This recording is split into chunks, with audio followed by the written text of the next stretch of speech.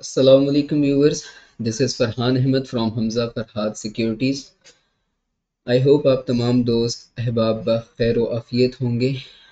First of all, we could not make the videos for the last 1 week because I was not feeling well, so I apologize for that. आज अगर हम बात करें market की, तो market overall एक neutral phase में रही है. हमने देखा कि फर्टिलाइज़र सेक्टर जो है वो मेनली इंडेक्स को सपोर्ट किए हुए था. ओवरऑल 835 पॉइंट्स का हाई और 335 पॉइंट्स की नेगेटिव पॉइंट्स के दरमियान में जो है आज मार्केट ओवरऑल रही है. और फर्टिलाइज़र सेक्टर हमने देखा तकरीबन 200 पॉइंट्स, 150 पॉइंट, फिर तकरीबन 120 पॉइंट्स तक की सपोर्ट दे रहा था इंडेक्स को. फिर उसके बाद एक वक्त हमने देखा कि सीमेंट सेक्टर में काफ़ी प्रॉफिट टेकिंग आई, तकरीबन 150 पॉइंट के करीब इंडेक्स से सीमेंट सेक्टर ने निकाले. बट अगेन उसके बाद कुछ रिकवरी देखने में आई और overall only 56 points were excluded from the index by cement sector. इसी तरह कमर्शियल बैंकिंग सेक्टर में भी हमने देखा कि ये पॉजिटिव भी हो गया था और उसके बाद दोबारा इसमें प्रॉफिट टेकिंग का सिलसिला शुरू हुआ और ऑलमोस्ट इसमें 70 पॉइंट्स जो है वो इंडेक्स से निकले हैं. 1,61,692 पॉइंट्स पर आज इंडेक्स बंद हुआ है, जो कि 291 पॉइंट्स इंडेक्स से निकले हैं. 0.18% ये बनता है. 16 करोड़ शेयर्स का कारोबार हुआ है, जिसकी मालियत तकरीबन 13 अरब रुपए बनती है. एफएफसी आज मेन कंट्रीब्यूटर रहा है. 161 पॉइंट इंडेक्स में ऐड हुए हैं. एंग्रो एच ने 135 पॉइंट्स इंडेक्स से निकाले हैं. लकी सीमेंट ने अच्छा परफॉर्मेंस दी है आज. बैंक अल फलाह ने, पीओएल ने, सिस्टम ने, पीटीसी ने, ईफर्ट ने, इन शेयर्स ने आज अच्छा परफॉर्म किया है. Market capitalisation 4.747 trillion rupees, sorry, and P multiple has reached to 9.06 times.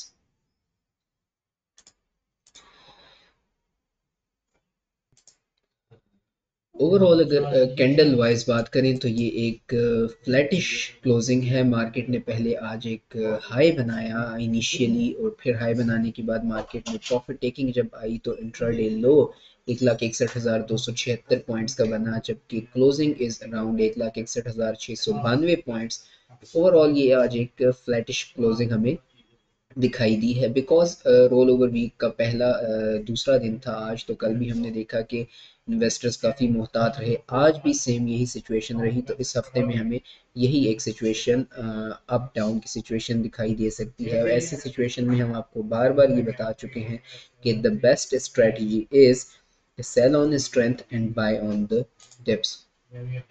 ये खबर जिसका काफ़ी अरसे से इंतज़ार था एंड वेरी इंपॉर्टेंट न्यूज़, एक मेजर डेवलपमेंट है that the government has decided to withdraw the 0.25% export development surcharge.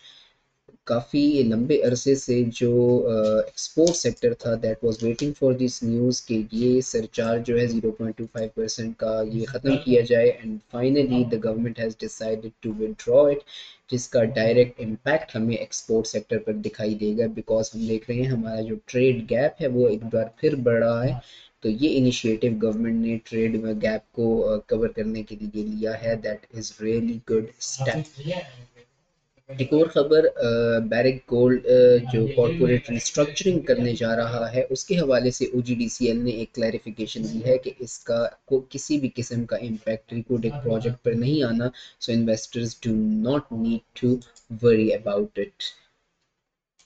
Another good news, deputy prime minister Ishaq Dar साहब की जो है मुलाकात हुई है ईरानियन सिक्योरिटी चीफ से and both parties have vote for the deeper ties.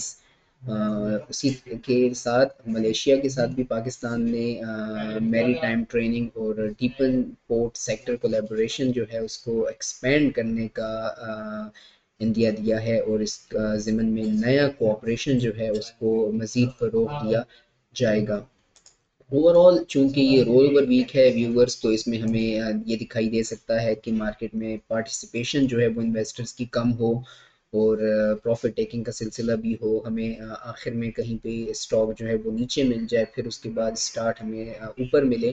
तो जहाँ पर आपको मार्केट में स्ट्रेंथ नज़र आए, आपको वहाँ पे हम ये स्ट्रेटजी अपनाई जा सकती है कि आप प्रॉफिट टेकिंग करें, और जब दोबारा मार्केट नया मौका दे तो वहाँ से हम नई बाइंग कर सकें। आज के लिए व्यूवर्स इतना ही था। My voice is low today because still I am not feeling well, but I really wanted to share the market overview with you, that's why I made this video today.